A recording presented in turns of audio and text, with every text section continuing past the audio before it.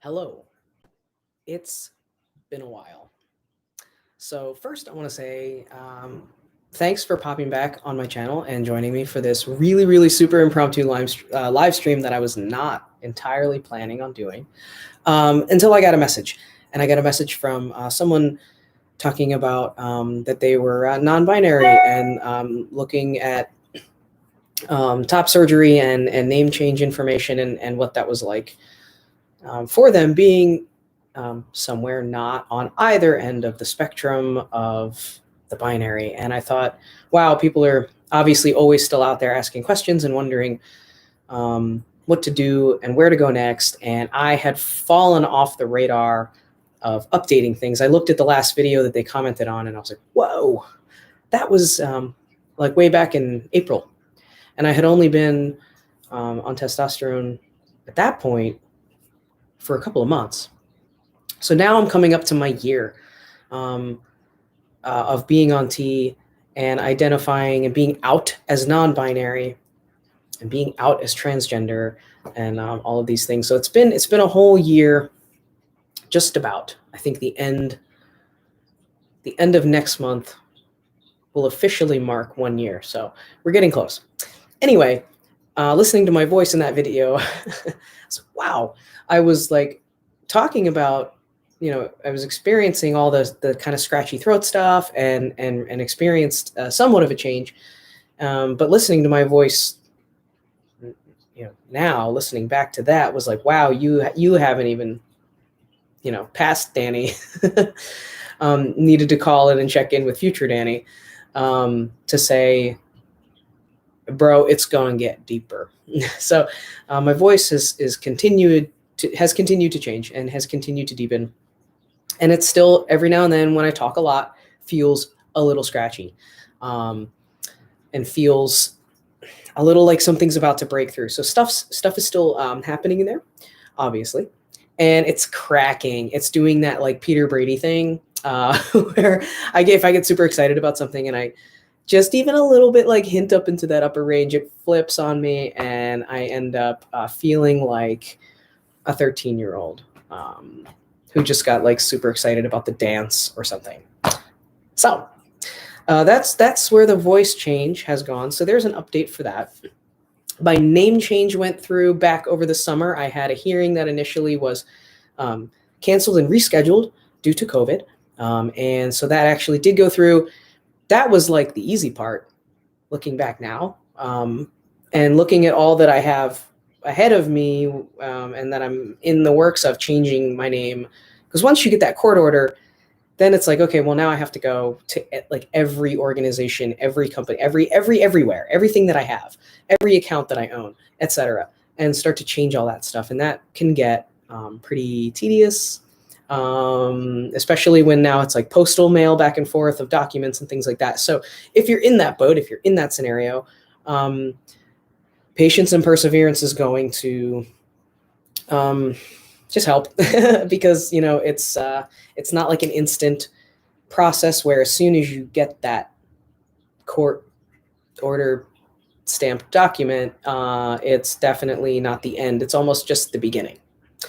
So other things to note about transition approaching a year of being on testosterone. Now, I had top surgery back in 2018.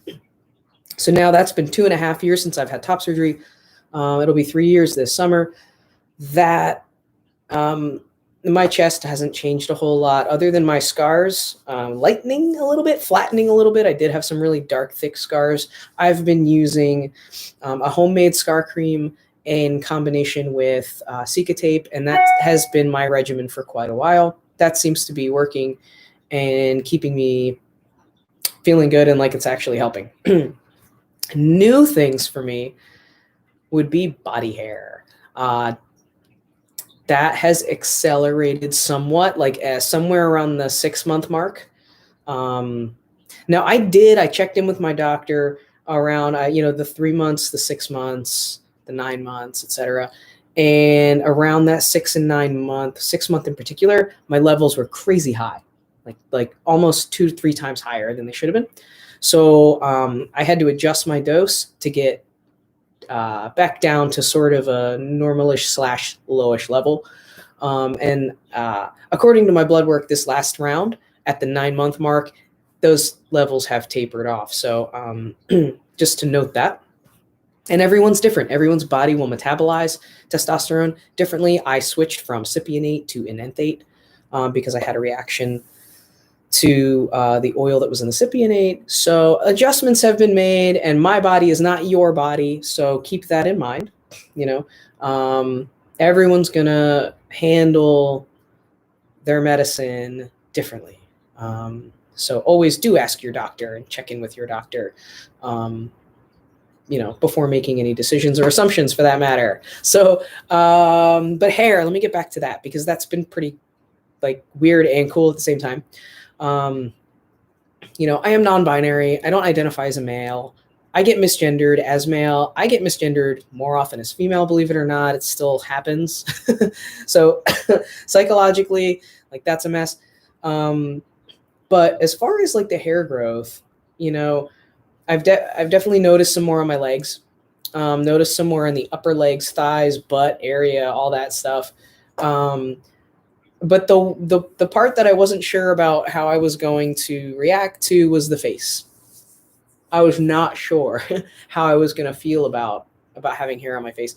And for the first time, a couple days ago, I shaved legit with a razor.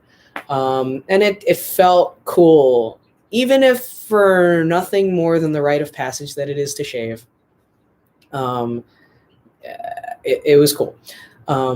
Again, I don't know if I'm in love with it. I do I see the sideburn. It's very hard. I've just shaved. I just saw the barber recently, so I'm sort of cleaned up for the time right now.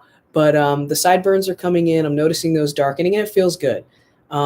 This stuff down here, which is non-existent right now because I've shaved, is something that I'm still processing. It's not undesirable, but it's not something I was seeking out either. I know a lot of people go on T who they know, I want a full beard tomorrow, right? I'm not that person. I am sort of taking things as they come, playing it by ear, self-experimenting, and listening to my body with every new change to figure out, after I try to integrate it, is this me? Does this feel good? And I'm so grateful that I have the opportunity to do that on testosterone under the care of a doctor. And I never thought that this world would be possible to me, almost 20 years ago when I first kind of questioned and came out, am I trans? It was black or white. It was one world or the other world. And you had to be if you were born female, you were a female to male, and you better jump on that train. And that was it was not me. So fast forward 20 years, it did take a long time. But again, I'm grateful that in this lifetime, I am able to explore myself in this way. And it's just, I could sit here and get into the attitude of, well, it's too late. And, I'm old now.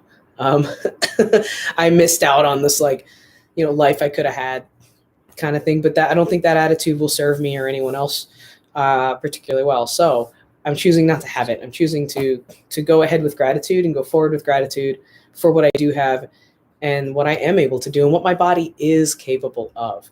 So thank you for tuning in to this update. I was inspired by someone who left me a comment, and inspired is accurate, but also it was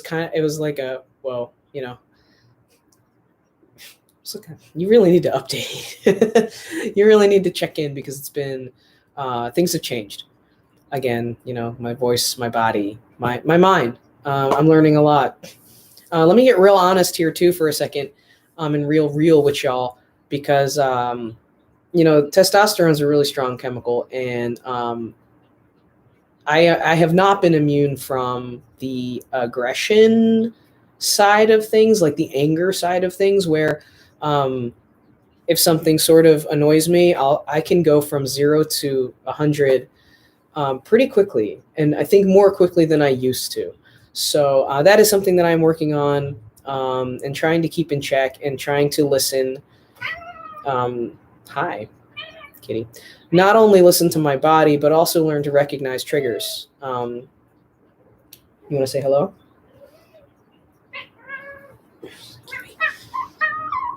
Wow. So, to recognize triggers out in the world, to help keep me level and keep me grounded, to keep me from going to that 0 to 100 place when I get angry, because that extra testosterone running around in my body is something that I'm still learning to get used to. And without, support, without a ton of support, really, I don't know anyone, I don't have anyone immediately in my life day to day that has gone through this. It's not like,